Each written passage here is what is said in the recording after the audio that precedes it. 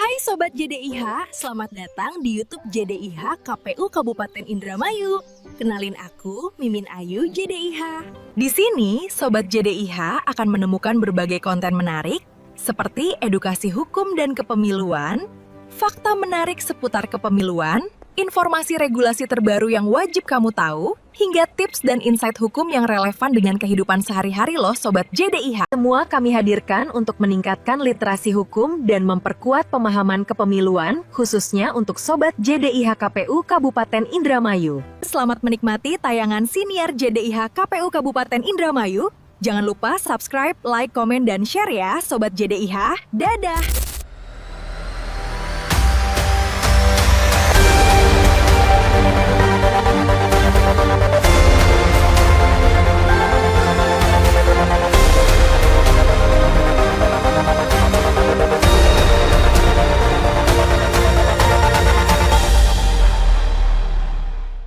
Halo Sobat JDIH, selamat datang kembali di Siniar JDIH, siaran informasi, aturan, dan regulasi JDIH KPU Kabupaten Indramayu. Pada episode kali ini, kita akan membahas pengalaman nyata di lapangan terkait tahapan pemungutan, perhitungan, dan rekapitulasi suara yang menjadi penentu langsung terkait legitimasi hasil pemilu. Kita tidak hanya membahas prosesnya, tetapi juga tantangan nyata, inovasi yang dilakukan dalam mengatasi kendala di lapangan. Dan bagaimana semua itu diatur dalam regulasi. Dan telah hadir bersama kita Bapak Idam Holik, anggota KPU RI sekaligus Ketua Divisi Teknis Penyelenggaraan Pemilu.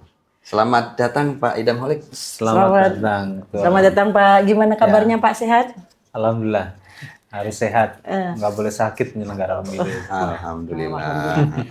Bapak kelihatannya cerah sekali hari ini. Mudah-mudahan Bapak sehat dan hari ini bahagia selalu ya Bapak ya. Tetap semangat. Harus semangat. Baik Bapak, kita bisa mulai untuk sharing-sharing barangkali Bapak dan Sobat JDIH pasti juga sudah menunggu apa saja yang nanti akan dibahas di podcast kita kali ini. Siap.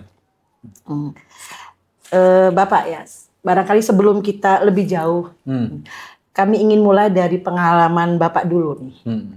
Selama Bapak terlibat dalam penyelenggara pemilu, khususnya di tahapan perhitungan suara, momen seperti apa sih yang paling berkesan atau menantang bagi Bapak? Ya.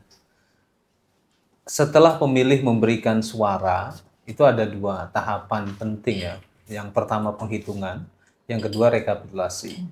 Nah, penghitungan ini terjadi di TPS. Nah, kalau rekapitulasi itu dilakukan secara berjenjang, yang pemilu terakhir di 2024, rekapitulasi dimulai dari tingkat PPK atau kecamatan, KPU Kabupaten Kota, lalu KPU Provinsi, dan terakhir di KPU RI.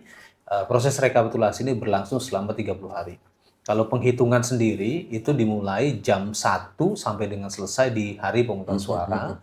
Nah, penghitungan suara ini dahulu ini di pemilu 2019 itu sempat jatuh korban ya karena faktor kelelahan yang itu tentunya menjadi concern kami dalam melakukan pembuatan kebijakan bagaimana di pemilu 2024 kemarin itu angka korban jiwa karena proses penghitungan suara yang sampai larut malam ini terkurangi atau turun, dan kami punya komitmen tidak boleh ada satupun KPPS yang wafat, dan alhamdulillah angka tersebut sangat drastis turunnya.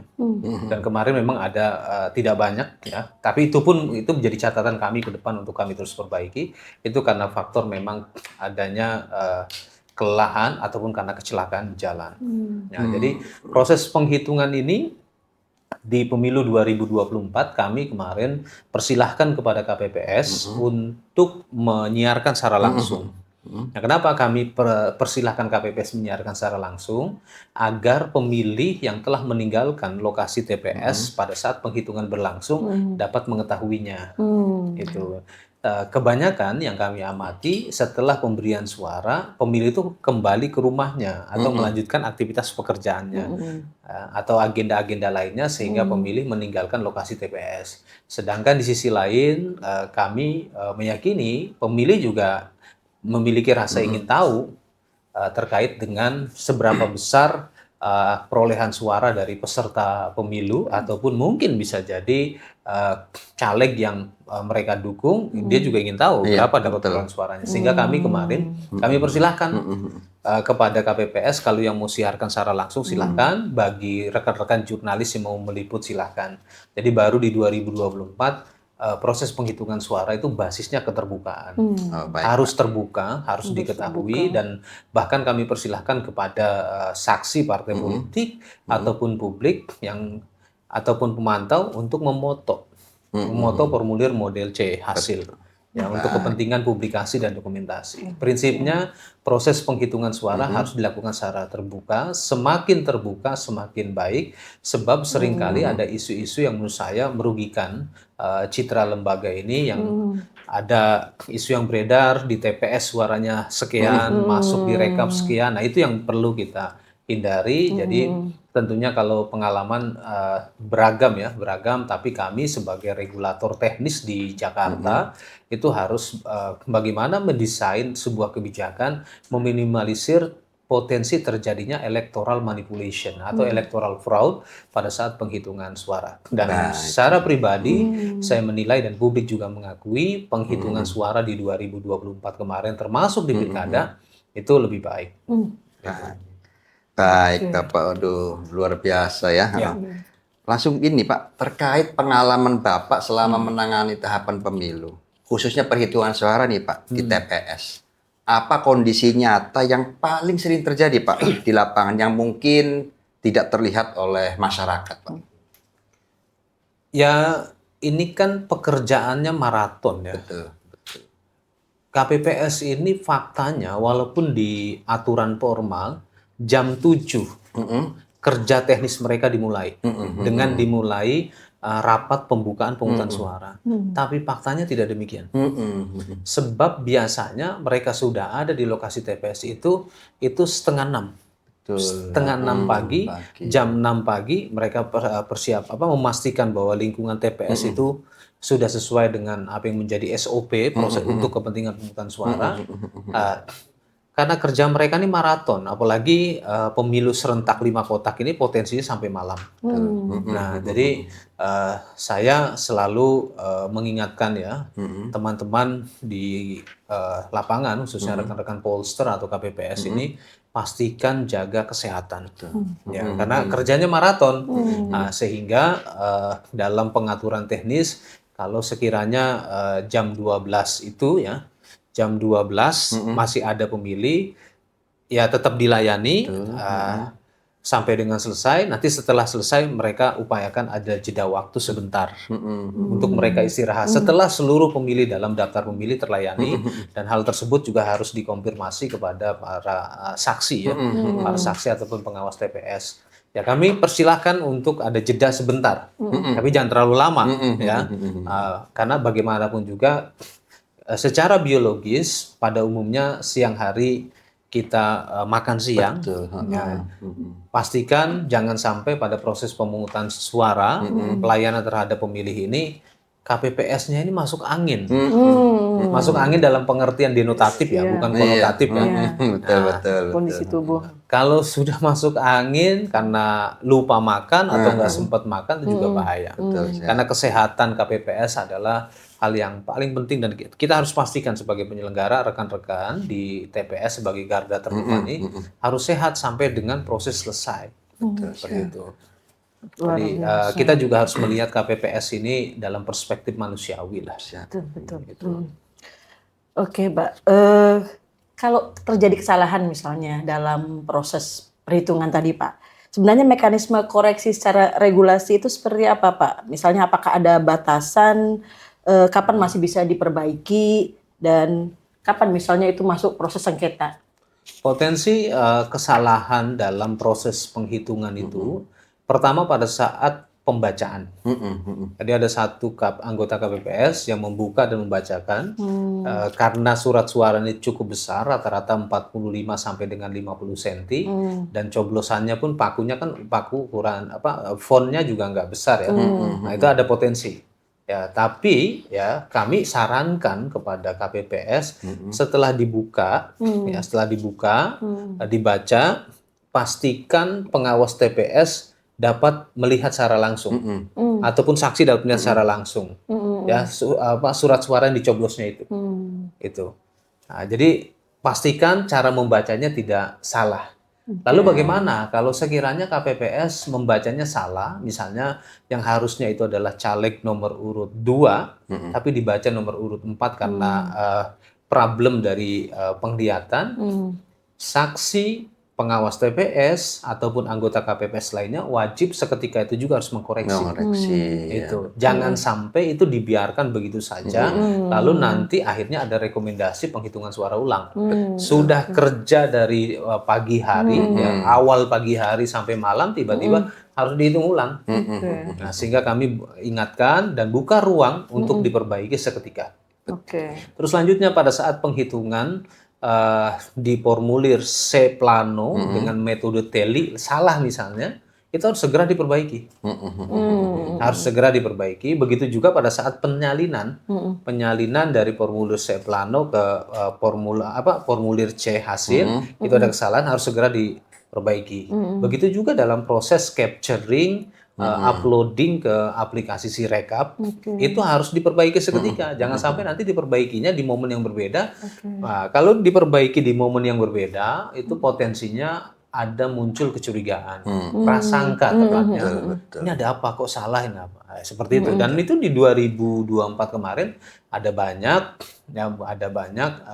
KPPS dalam proses capturing, unggah itu nggak tepat, yang harusnya misalkan dia angka 3 tertulis 8. Nah, publik membacanya ketika dipublikasi di website, kayaknya ini ada manipulasi, bukan. Itu ternyata memang human error. Ya, inilah yang harus menjadi catatan kami ke depan untuk perbaikan, bagaimana memastikan itu tidak adanya human error atau zero error itu ke depan.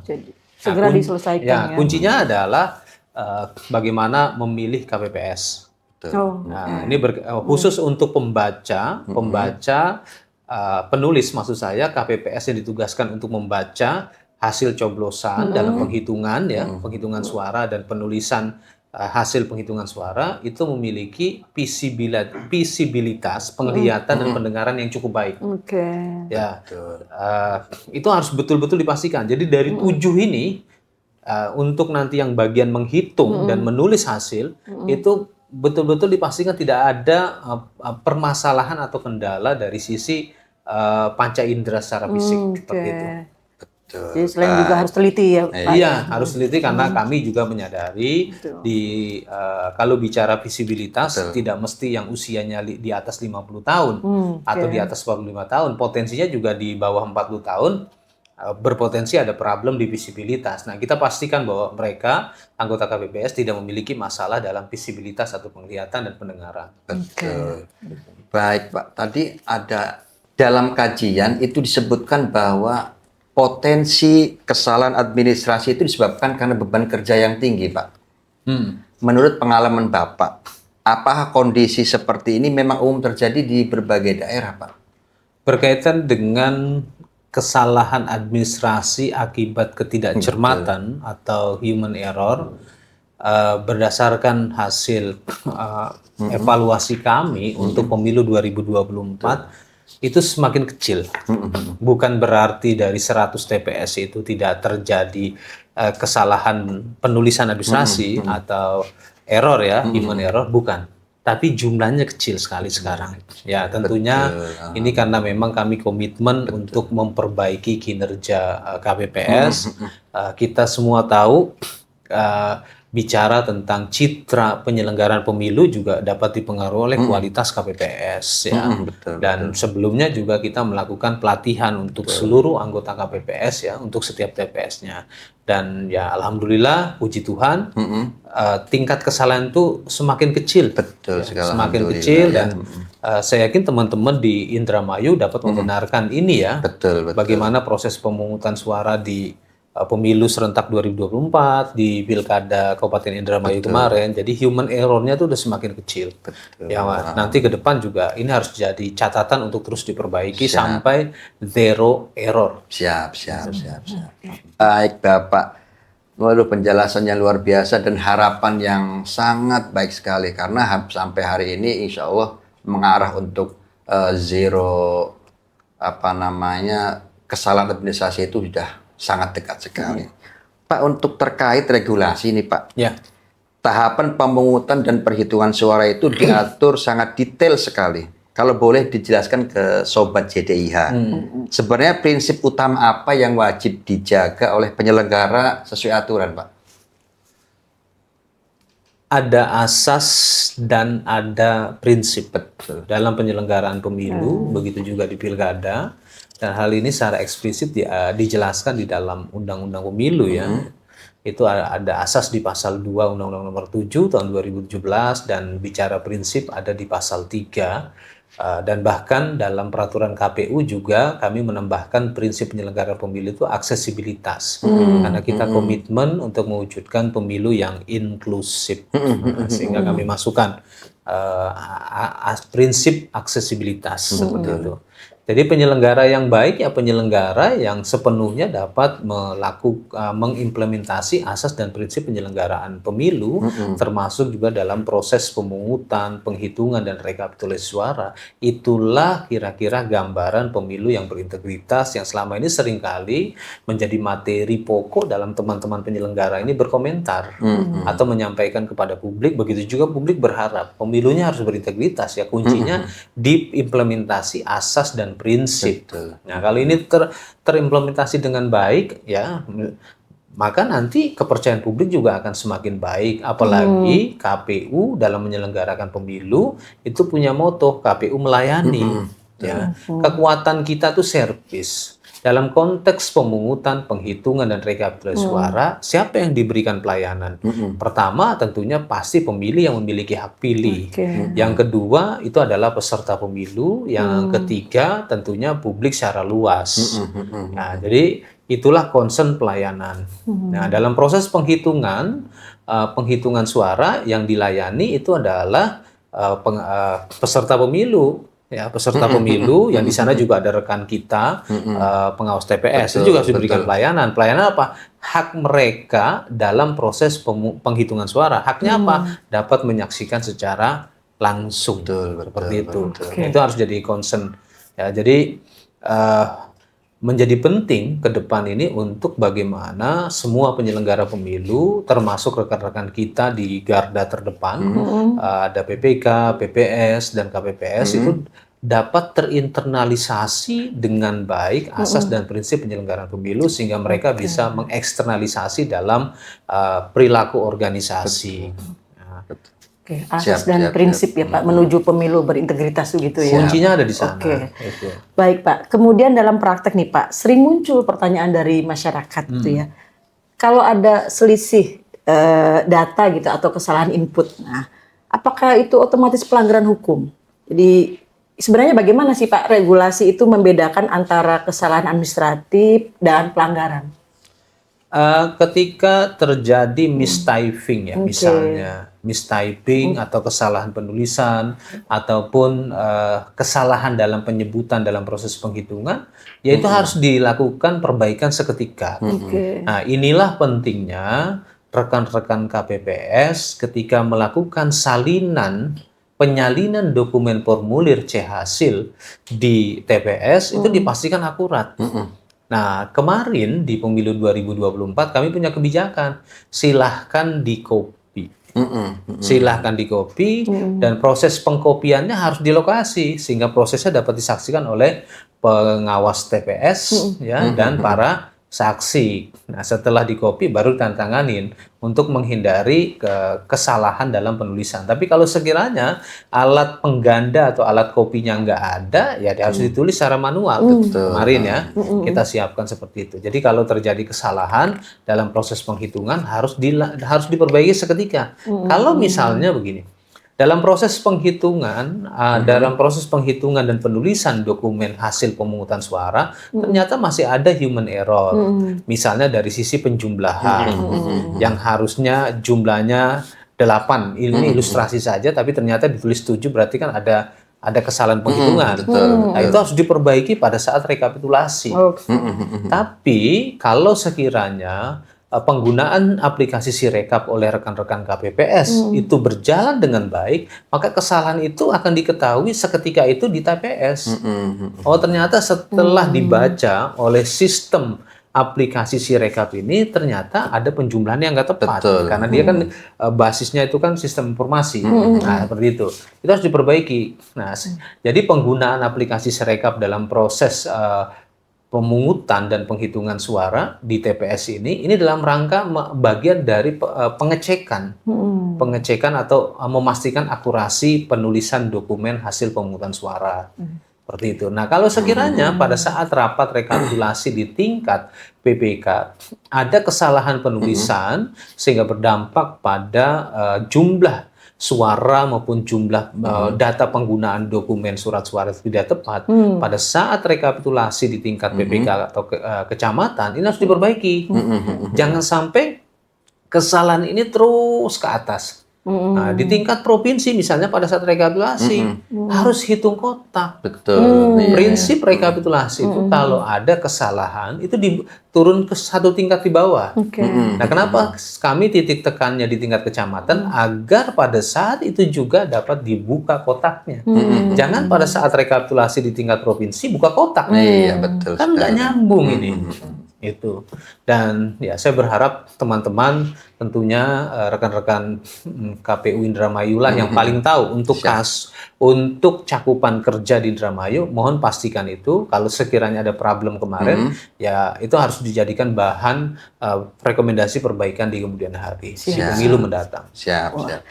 Menarik sekali, pasti Sobat JDIH wawasan dan informasi terkait dengan hal ini semakin dalam ya. Nah, Bapak, kita coba mundur ke pemilu 2019 nih, Pak.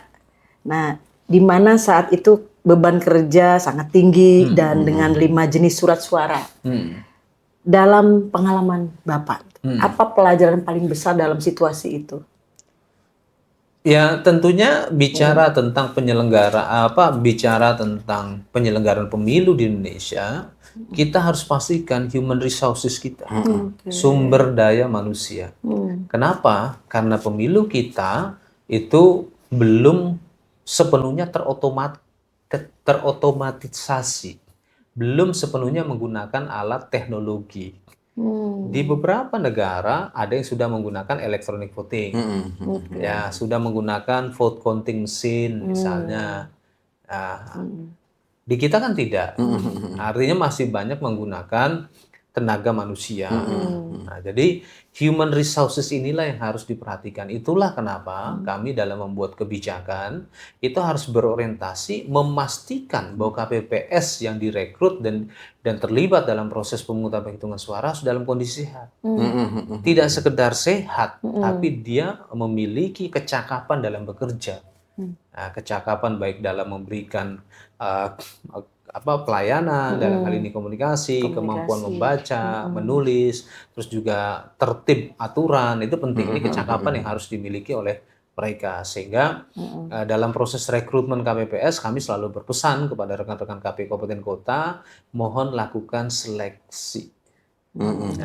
PPS juga melakukan seleksi walaupun di beberapa tempat masih ada proses rekrutmen itu tidak sepenuhnya basisnya seleksi. Ya, karena apa? Karena keterbatasan sumber daya seperti itu.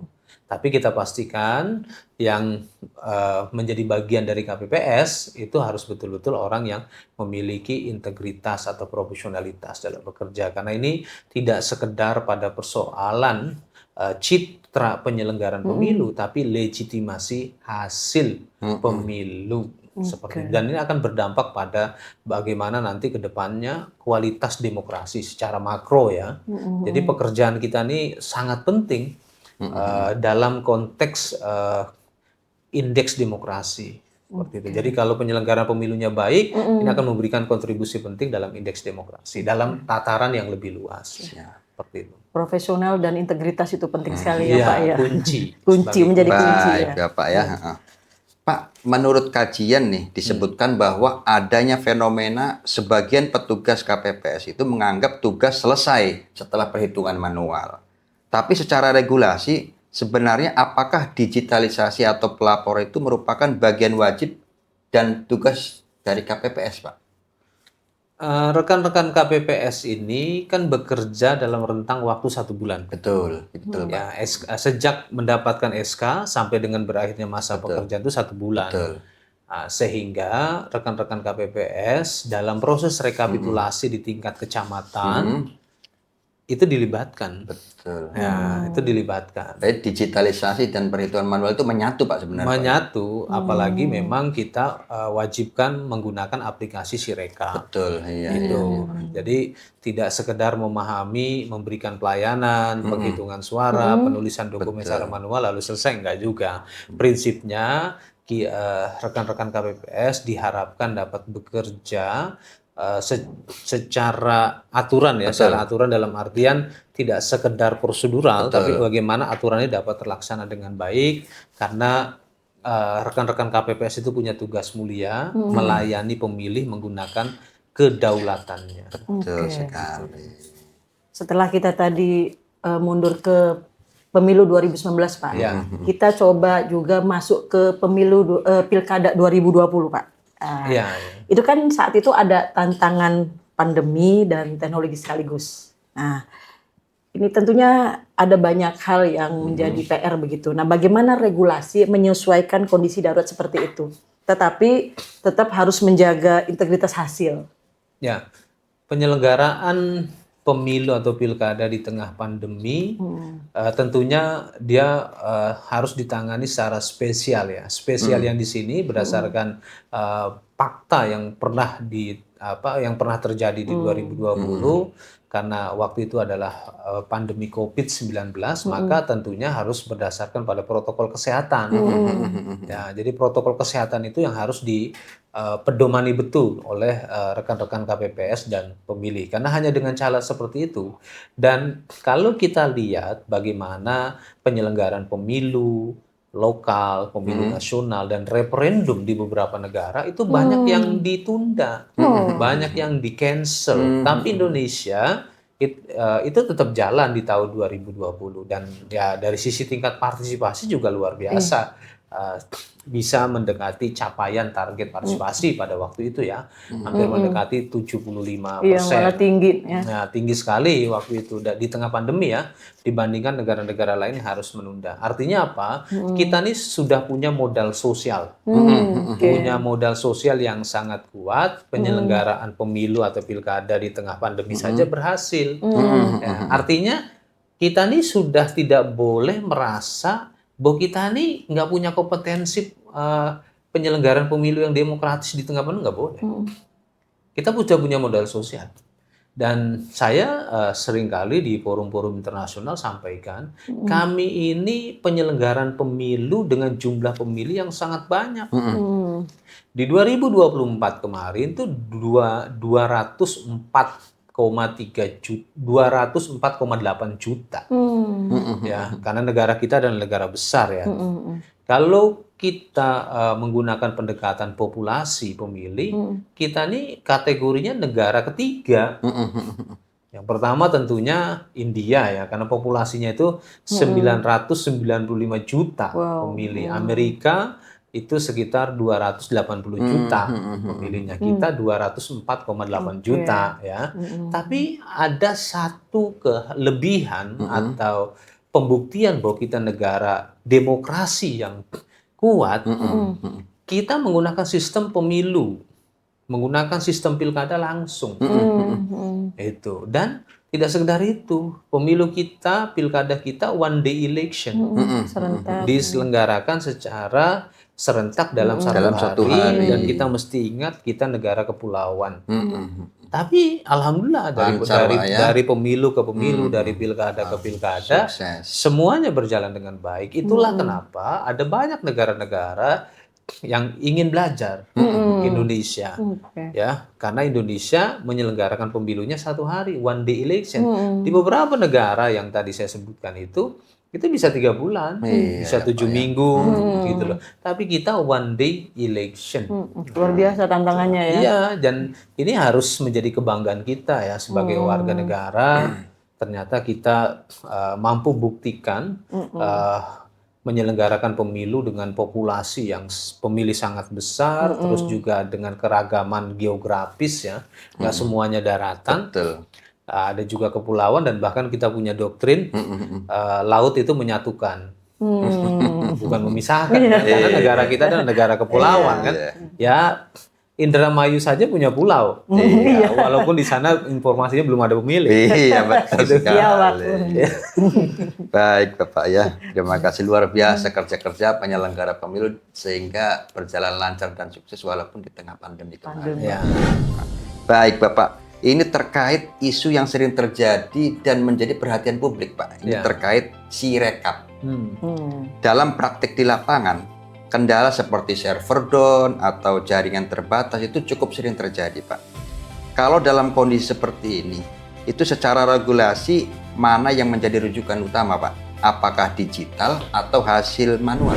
Nah, Sobat JDIH, ternyata di balik setiap proses pemilu yang kita lihat, ada banyak aturan dan mekanisme yang bekerja untuk memastikan semuanya berjalan sesuai dengan prinsip kepastian hukum, transparansi, dan akuntabilitas. Lalu bagaimana sebenarnya aturan hukum menjawab berbagai polemik yang kerap muncul saat pemilu? Apakah semua persoalan yang beredar di masyarakat memiliki dasar hukum yang jelas? Dan apakah ada ketentuan yang mengaturnya? Penasaran jawabannya? Jangan lewatkan Siniar JDIH episode 3. Masih bersama Bapak Idam Holik, anggota KPU Republik Indonesia.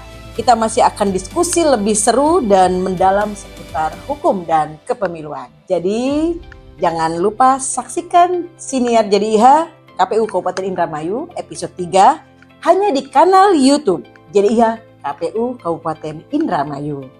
Kami pamit undur diri. Terima kasih atas perhatian Sobat JDIH. Sampai jumpa di episode berikutnya.